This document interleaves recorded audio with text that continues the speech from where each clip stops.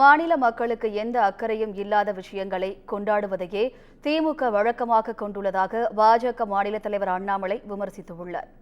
கோவையில் நடைபெற்ற திமுகவின் முப்பெரும் விழாவில் முதலமைச்சர் ஸ்டாலின் மக்களவைத் தேர்தலில் பாஜக வெற்றி பெற்றது வெற்றியே இல்லை என கூறினார்.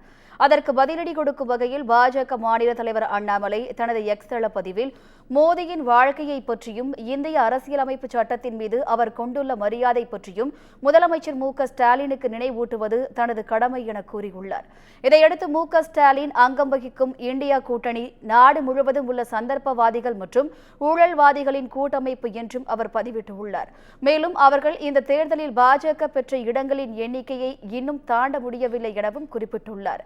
மேலும் மத்திய அரசு செயல்படுத்தி வரும் திட்டங்களையும் அரசியல் சாசனத்தையும் அலட்சியப்படுத்திய முதலமைச்சர் ஸ்டாலின் அரசியல் சாசனத்தை பெரும் அச்சுறுத்தலுக்கு உள்ளாக்கிய இந்தியா கூட்டணியில் அங்கம் வைத்துள்ளதாக அண்ணாமலை விமர்சித்துள்ளார்.